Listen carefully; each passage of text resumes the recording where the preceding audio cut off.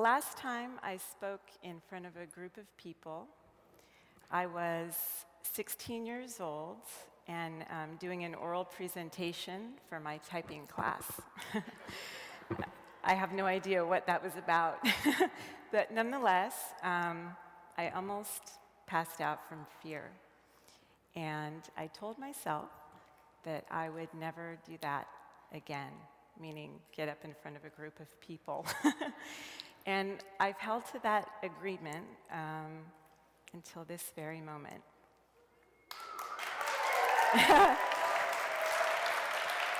And so I asked myself, why am I here? And it's because I know that at this moment, this is exactly where I'm meant to be, with you, sharing this story, and for that, I'm grateful. And the fact that I'm still standing. I'd like to share with you my journey in realizing that gratitude is not only a meaningful word, but it's a practice that could change your life and perhaps the world through something as simple as a penny. I'd like to ask each of you to just think for a moment about the penny and the connection that you might have to it. Maybe it's just a penny. Maybe you learned to count with them, or your grandfather collected them. You picked them up for luck. Abraham Lincoln is your favorite president. Have you ever made a wish on a penny? Just think for a moment about your story. And for me, it's amazing how many connections and how many stories this little coin holds. When I think of the penny, it reminds me that life is full of hope, and it inspires gratitude, which ignites abundance. And I encourage each of you, every time you see a penny, remember to take a moment and acknowledge something that you're grateful for. If you think about how many times throughout a day that you might come across a penny, maybe you're giving or receiving change, you're lucky enough to find one, you pull one out of your pocket at the end of the day. Those are all opportunities to simply take a moment and acknowledge the gratitude in your life. And I'm going to share with you my penny story. I'm going to tell you a story about my friend, Conrad Morales. He is my penny from heaven. And it is through his life that I came to realize my purpose and the difference that I could make one penny at a time. Conrad's life illustrates the essence of the dark and the light that exists in all of us, and the importance of understanding that every choice we make cultivates our journey and our life story. Conrad was brought up in the projects of Ramona Gardens, which is in Boyle Heights. It's a community in East LA. And he was raised in a loving family, and he was a really kind-hearted little boy who truly believed that he was meant to do something good in the world. By the time he was 13, he was living in a world of gangs, violence, and drugs. He led a life that was based on inner-city survival instincts, and he soon became a victim of his own environment through the choices that he made. At 24, he was imprisoned for 4 years, and then he was deported to Mexico, leaving behind 4 children who were shuffled between their mother, relatives, and foster homes. His 2 sons, Conrad Jr. and Ricky, were put in the care of their aunt and uncle on their mother's side. And I believe the idea was that they could get the boys out of Los Angeles so that they could have a better life, and that their aunt and uncle could care for them. What followed over the course of 1 year, as the boys slowly slipped through the cracks of Child Protective Services, were brutal beatings, molestation, starvation, and enslavement that led to the death of both boys. They were 13 and 11, the age of my two sons when I met Conrad. Their aunt and uncle, they both received the death penalty for murder with a special circumstance of torture. Their aunt is the 16th woman on death row, and she is a mother of two. Now, I'm sure that many of you have crossed paths throughout your life with someone that you felt a profound connection to, maybe somebody who would change your life forever. At the time when my friendship with Conrad began, it was 1 year after the death of his children. And he just emanated light from the moment that I met him. Yet what I learned is that his life was overruled by darkness. And so I listened without judgment, just with a heart filled with love and compassion, as he shared his life stories with me. And the pain and the regret that he felt every waking minute. If only he chose different. If only he trusted his intuition and he listened to that inner voice when he was 13 and now 36. I encouraged him to listen to that voice now and to forgive himself for all of the things that he was punishing himself for, and that he was worthy of love and forgiveness, and that his children saw a much higher purpose for him. As much as I encouraged him, I also couldn't begin to imagine his suffering. So all I could do was create the space and allow him to be however he needed to be. Conrad was yet at another crossroads. He was involved with drugs, and he was self-medicating, and he couldn't find the path of light, so he chose to stay in the dark.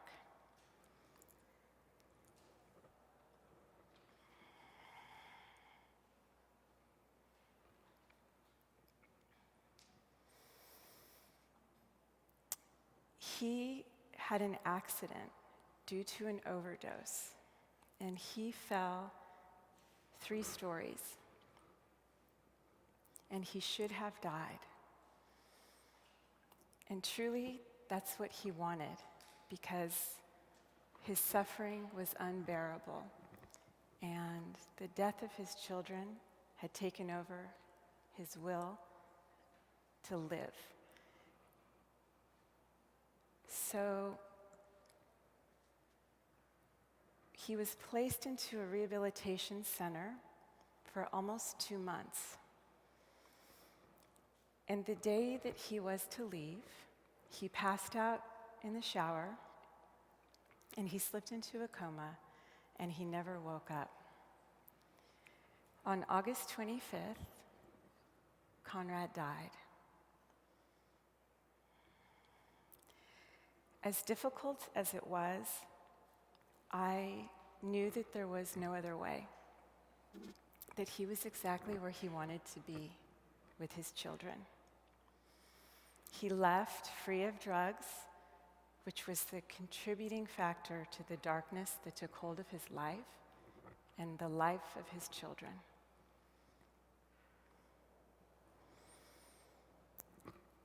I believe one of the many reasons that we came together was so that he could share his story with me. And our crossing of paths was truly a gift, and I'm eternally grateful. I was left with the loss of my friend and the knowledge of the pain and the suffering of his children. And I knew in my heart that somehow my purpose was to tell their story, maybe to shed some light and bring meaning and awareness to something that no child should ever experience. And perhaps for a greater purpose, to bring inspiration and education to other people like Conrad, so that they're aware that they have a choice.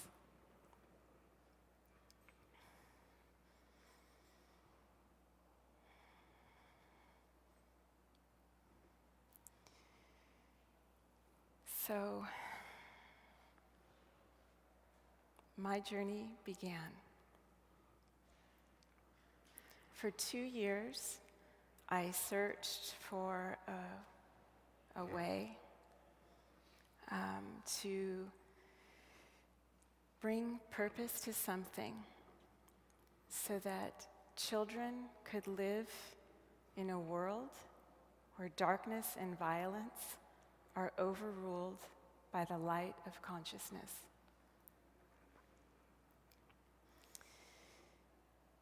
As I was processing my grief and the sadness and holding on to this story, I knew what I was supposed to do, but I didn't know how.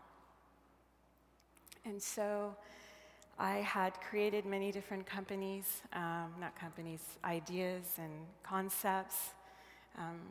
I purchased 30 URLs or more, and nothing felt right.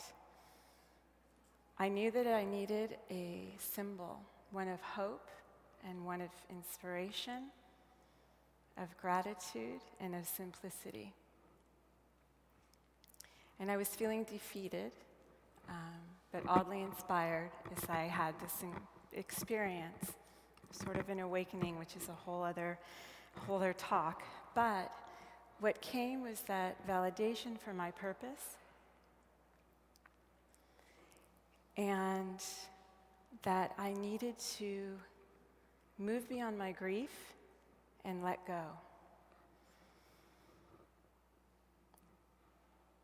So one day, on a fateful day actually, I sat down and I surrendered and I prayed. I prayed for a sign as to how I was to fulfill this purpose. And at that moment, I let go. So I literally got up and I walked, and there was a penny in my path. And I've always been a person that picks up lucky pennies. I had my own saying that I would say. And but somehow this penny was different. It just was like no other penny that I'd ever seen. I started thinking and feeling about the life of this penny and the connections that it has. And how many wishes have been made on this penny? In the power of believing and gratitude. So I immediately started doing research on the penny, and I learned about the first penny that was ever minted in the United States. And it's called the Fujio cent, which means I fly. And on one side of this coin, it reads, "Mind your business." And on the other side, we are one. Something about this just touched me profoundly. And I thought, mind your business. Be mindful of your business. And we are one. The power of one.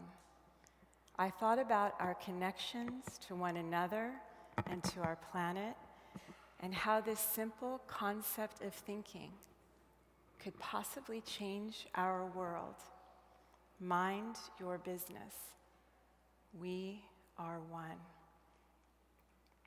I continued my research, and I found this poem, and I'm going to read to you.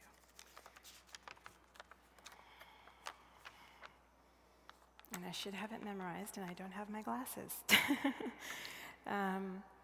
Today I found a penny just lying on the ground. It's not just a penny, this little coin I found.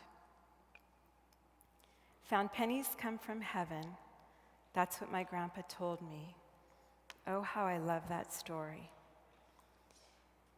He said, when an angel misses you, they toss a penny down just to cheer you up and make a smile out of your frown. So don't pass by that penny when you're feeling blue. It may be a penny from heaven that an angel's tossed to you. And in that moment, I knew that that was my sign, and that this penny was my symbol. As I developed this concept and I was forging this relationship with a penny, I learned that I wasn't alone, that there are many, many people that have a story, no matter gender or age. I've heard stories of luck, stories of personal freedom, stories that have been passed down for generations, stories that will make you cry. I've met Abraham Lincoln scholars and Abraham Lincoln lovers. I even met someone who shoved a penny up her nose. I've heard the most positive, beautiful, and inspiring stories about this little coin we call a penny. With my love of design and fashion and my passion to cultivate change in the world, and now with what is my life's purpose, I developed a concept and a company, and I chose a URL, and all around this little coin that has deep connection, tells a story, and inspires gratitude. I've partnered with the penny as a symbol of gratitude and of mindful change. And mindful change is the idea that anyone can change the outcome of their life if they're aware they have a choice. Through inspiring a practice of gratitude and cultivating mindfulness, if we can touch one child, the rippling effect that that one child will have on his family, his classroom, the community, our world, and our future is astounding. The power of one, for we are one.